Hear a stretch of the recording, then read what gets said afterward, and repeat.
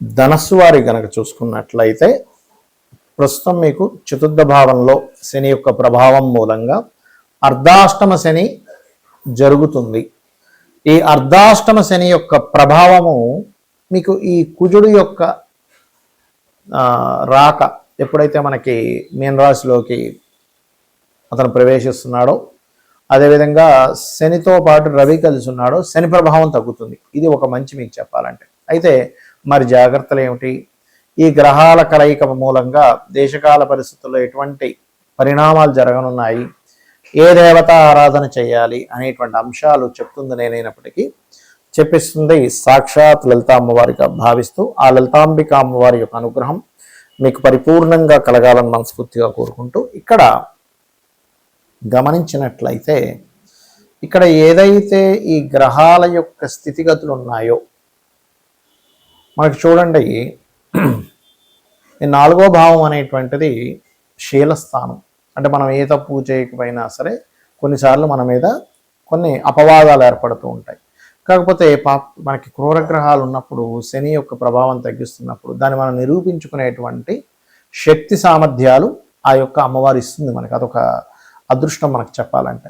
కాకపోతే ఇక్కడ ఈ 4వ భావం అనేటువంటిది గృహము, వాహనము, విద్య, తల్లిగారు, శీలము, ఈ 5 అంశాలు చెప్తుంది. కాబట్టి మీరు ఏదైనా సరే ఒక గృహం తీసుకుంటున్నారు, అది సరైనటువంటి వాస్తుపరంగా బాగుందా లేదా, లేదా ఆ యొక్క భూమి కానీ ఆ యొక్క గృహం కానీ స్థలం కానీ ఏవైతే ఉంటాయో అవి ఏమైనా వివాదాస్పదమైనటువంటి విషయాల్లో ఉండగా మనకు అమ్ముతున్నాడా, ఈ యొక్క విషయం జాగ్రత్తగా చూసుకోండి. అలాగే కొన్నిసార్లు ఫ్యాక్టరీస్, 4వ భావం అనేటువంటి మనం పెట్టే ఫ్యాక్టరీలు కూడా కొన్నిసార్లు మనకి అక్కడ ఎటువంటి మిషనరీ తీసుకోవాలి, ఎటువంటి మిషనరీ దాన్ని మనం కొనుగోలు చేస్తున్నాము, ఆ మిషనరీ కొనుగోలు చేయడం వల్ల అనవసరంగా లాభం రాకపోగా ఇంకొన్ని తలనొప్పులు ఇంకొన్ని ఎక్కువ అవుతాయా అనుకునేటువంటి అంశం కూడా కాస్త చూసుకోవాలి. ఈ 4వ భావంలో తల్లిగారు కూడా ఉంటాడని చెప్పుకున్నాం కాబట్టి కొంచెం ఆవిడ యొక్క ఆరోగ్య పరిస్థితి ఎలా ఉంది, ఆవిడ ఆరోగ్యంలో ఏమైనా కొంచెం మార్పులు వస్తున్నాయా అనేటువంటిది మనకి అన్ని ధర్మాల కంటే తల్లిదండ్రుల యొక్క విషయాన్ని చూసుకోవడం చాలా గొప్ప ధర్మం. కాబట్టి ఎందుకంటే మనకి జగత పితరౌ వందే పార్వతీ పరమేశ్వరం అంటుంటారు. ఎలా అయితే మన జగత్తుకి పార్వతీ పరమేశ్వరులలాగో ప్రతి వ్యక్తికి కూడా తల్లిదండ్రులే పార్వతీ పరమేశ్వరులు, లక్ష్మీనారాయణలు అనుకోండి, పార్వతీ పరమేశ్వరులు ఏదైనా కానీ. కాబట్టి తల్లిగారి ఆరోగ్య విషయంలో చాలా జాగ్రత్తగా ఉండాలి. తండ్రి ఆరోగ్య విషయంలో కూడా, ఎందుకంటే 9వ అధిపతి వస్తున్నాడుగా 4వ భావంలో, కాబట్టి ఈ విషయంలో కాస్త జాగ్రత్తగా ఉంటే మీరు నిత్యము లలితా సహస్రనామాలు, లక్ష్మీ నరసింహస్వామి యొక్క ఆరాధన, మరియు అదేవిధంగా శివార్చన, శివునికి అభిషేకాలు చేయించుకోవడము, చండీ వినడము, చండీ పారాయణం ఇంట్లో ఏదైనా చేసుకోవడం, ఇంట్లో శివలింగం మీద నిత్యము అభిషేకం చేయడము, గోవులకి కాస్త క్యారెట్స్, బెల్లము లాంటివి తినిపించడము, ఇవి గనక చేసినట్లయితే ఆ యొక్క అమ్మవారి అనుగ్రహంతో మీకు పరిపూర్ణంగా అన్ని విధాలా బాగుంటుంది.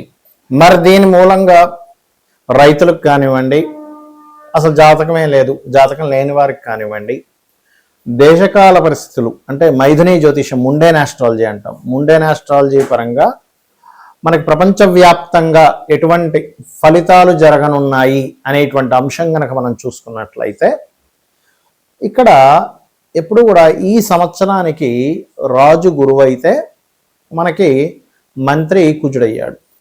గురువైనటువంటి రాజు మీనరాశిలో ఉండేటువంటి ఎనర్జీ, అంటే మనకి ఒక గ్రహం ఎప్పుడు కూడా మనకి పరాశర మహర్షి చెప్పినట్టుగా ఆత్మ సంబంధినో ఏచ ఏ నిజసధార్మిణ దశాంతర్దశాశ్వేవ దిశంతి స్వదశాఫలం. దశాఫలితాలు ఇచ్చేటప్పుడు కానీ, లేకపోతే ఒక గ్రహం తన యొక్క ఫలితాలు ఇచ్చేటప్పుడు కానీ తన రాసుల్లో ఏ గ్రహం ఉంది, తనతో పాటు ఏ గ్రహం కలిసి ఉంది, తనని ఏ గ్రహాలు చూడబడుతున్నాయి, ఇవన్నీ మనం తీసుకుంటాం. కాబట్టి ఇక్కడ ద్విస్వభావ రాశుల్లో ఉండేటువంటి గురువు మరొక ద్విస్వభావ రాశుల్లో ఉండేటువంటి 3 గ్రహాల యొక్క ప్రభావాన్ని పొందుతున్నాడు. కాబట్టి రైతుల విషయం కనుక చూసుకున్నట్లయితే ముఖ్యంగా మామిడి పళ్ళు, అరటి పళ్ళు అమ్మేటువంటి ఎగుమతి దిగుమతి, అప్పుడు మనకి ఎగుమతి చేసేటువంటి కొన్ని ఉంటాయి. ఇటువంటివి ఈ పంటలు పండించేటువంటి రైతులు కాస్త ముందుగానే వర్షాలు పడబోతున్నాయి, అనవసరంగా పండు ఏదైనా మనకి దెబ్బతింటుంది. ఇప్పుడు ఏంటంటే వడగళ్ళ వానలు, విపరీతమైన వర్షాలు, లేకపోతే విపరీతమైన గాలులు, ఎండాకాలంలో విపరీతమైన వర్షాలు పడతాయి. చూడండి, గుర్తుపెట్టుకోండి. ఎప్పటి నుంచి ఇది అంటే మే 1-2 తేదీల నుంచి కుజుడు మారుతున్నాడు. కాబట్టి దానికంటే ముందు నుంచే, ఒక వారం ముందు నుంచి దాని ప్రభావం ఉంటుంది. మార్చి 26 నుంచే ఉంటుంది. కాకపోతే అక్కడి నుంచి ఇంకా పెరుగుతుంది అనమాట. పెరగడం అనేటువంటిది జరుగుతుంది. మరి ఈ పసుపు అంటే పచ్చగా ఉండేటువంటివి ఏవైతే ఉంటాయో అందులో అరటి పళ్ళు ఉంటాయి, మామిడి పళ్ళు ఉంటాయి, ఇంకేవైతే పండ్లు ఉంటాయో వాటి మీద దాని ప్రభావం ఉంటుంది చెప్పాలంటే. మరి ఈ యుద్ధ సంబంధించినటువంటి విషయంలో అంటే ఖచ్చితంగా మీరు చూడొచ్చు, ఒక వారం ముందు నుంచే అంటే మే 2 నుంచి కుజుడు మారుతున్నాడు అంటే దాదాపుగా మార్చి 26వ తేదీ నుంచే ఈ యుద్ధ సంబంధించినటువంటి విషయంలో తీవ్రత బాగా పెరుగుతుంది. ఇవన్నీ అసలు మనం ఎందుకు చెప్పుకుంటున్నాం, ఎక్కడో జరిగే యుద్ధం గురించి మనకెందుకు అంటే, ఎక్కడో యుద్ధం జరుగుతూ ఉందంటే ప్రతి దేశంలో ప్రతి ఒక్కరికి ఏదో రూపంలో వాళ్ళకి దాని యొక్క ప్రభావం పడుతూ ఉంటుంది. అంటే ఏమిటి, ఇప్పుడు మనకి వంట చమురు ఏవైతే గ్యాస్ ఉందో దాని మీద ప్రభావం, పెట్రోల్ డీజిల్స్ మీద ప్రభావం, లేకపోతే ఆయా దేశాల్లో కొంతమంది మన భారతీయులు ఉంటారు, ఆ భారతీయులు అక్కడ ఉంటే ఒకవేళ కొంచెం సరిహద్దు ప్రాంతాల్లో ఉంటే కొంచెం లోపలిగా వెళ్ళి ఉండడం.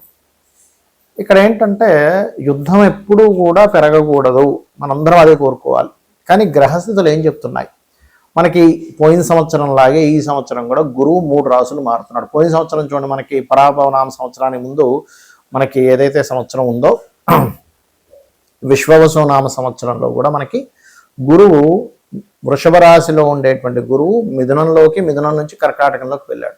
అందుకే చూడండి, పరాభవం రాకముందే యుద్ధాలు ప్రారంభమయ్యాయి, దానికి సంబంధించినటువంటి చాలా చాలా చాలా ఇబ్బందులు చూసాం మనం.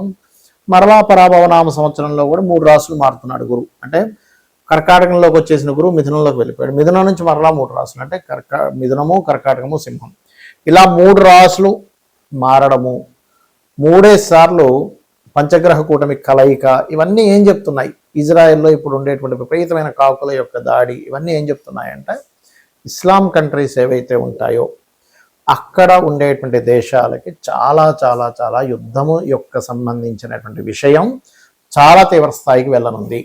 కాబట్టి ఇక్కడ ఏంటి, సామాన్య ప్రజలు, అది అక్కడ ముస్లిమ్స్ అయినా ఎవరైనా కానీ ఇప్పుడు యుద్ధంలో పాల్గొనేటువంటి వాడికి మాత్రమే ఇబ్బంది ఉండేది ఒకప్పుడు. ఇప్పుడు అలా కాదు, సామాన్య ప్రజల మీద పడుతుంది. కాబట్టి సామాన్య ప్రజలు అక్కడ ఉండేటువంటి వారు వీలైనంత మటుకు కాస్త అక్కడ ఏదైనా బంకర్లు అవి ఉంటే వాటిల్లో కాస్త ఉండడము, ఇటువంటివన్నీ చేయాలి. ఎందుకంటే ఇక్కడ ఈ 3 గ్రహాల యొక్క కలయిక అనేకమైనటువంటి దేశాలను ఇన్వాల్వ్ అయ్యేలా చేస్తుంది.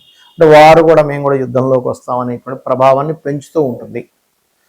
కాబట్టి ఈ విషయంలో అతి ముఖ్యంగా జాగ్రత్తగా ఉండాలి. మరి దీనికి ఏమిటి, ఇప్పుడు ఇందాక నేను మీకు ఒకటి విషయం చెప్పాను, ఏమన్నా మరి జాతకం లేని వాళ్ళు ఏం చూసుకోవాలి, ఈ 3 గ్రహాలు సహజ 12వ స్థానంలో ఉన్నది కాబట్టి ఖర్చులు, మదుపు పెట్టేటువంటి విషయాలు, వివాహ జీవితం మీద ఈ 3 మీద జాగ్రత్తగా ఉండాలి. మరి ఎప్పుడైతే ఈ రవి కలుస్తున్నాడో ఈ శని కుజ మధ్యని, కొలెస్ట్రాల్ ఫుడ్ ఎక్కువగా తీసుకోకూడదు, గుర్తుపెట్టుకోండి. ఎందుకంటే సన్ అనేటువంటి గ్రహం ఏదైతే ఉందో అది గుండెకి సంబంధించి కొలెస్ట్రాల్ ఎక్కువ తీసుకునేటువంటివి, జాగ్రత్త పడాలి. అదేవిధంగా రవి రాజులకి కారకుడు. రాజు అంటే ఇప్పుడు ఉండేటువంటి పరిభాషల్లో చూసుకున్నట్లయితే సీఎంలు, పిఎంలు, రాజకీయ నాయకులకి కూడా ఇది వర్తిస్తుంది. ప్రెసిడెంట్లు రకరకాల దేశాల్లో, ఇప్పుడు చైనా లాంటి దేశం ఉంది, లేకపోతే కొన్ని దేశాల్లో ఏంటంటే ఇంకా వాళ్ళ మళ్ళీ అందులో అక్కడ ఓట్లు వేయడం, జనాలు ఒకరిని గెలిపించడం, ఇట్లాంటివి ఉండవు. కాబట్టి దేశ నాయకులకి చాలా పెద్ద ముప్పు. ఎందుకంటే నాయకుడికి రాజుకి కారకుడైనటువంటి రవి ఎప్పుడైతే శని కుజ గ్రహాలతో మీనరాశిలో కలిసి ఉన్నాడో ఇది దేశ నాయకులకి ముప్పునిస్తుంది. ఇంకోటి ఏంటి, ఈ గురువు అతిచారంలో సింహరాశి వైపు వెళ్ళిపోతాడు. కాబట్టి ఇక్కడ ఏంటి, 3 రాసులు జలము, అగ్ని, వాయువు, ఈ 3టిని కలుషితం చేసేటువంటిది. ఇప్పుడు ఒక యుద్ధం వచ్చింది అనుకోండి, వాయువు కలుషితం అవుతుంది.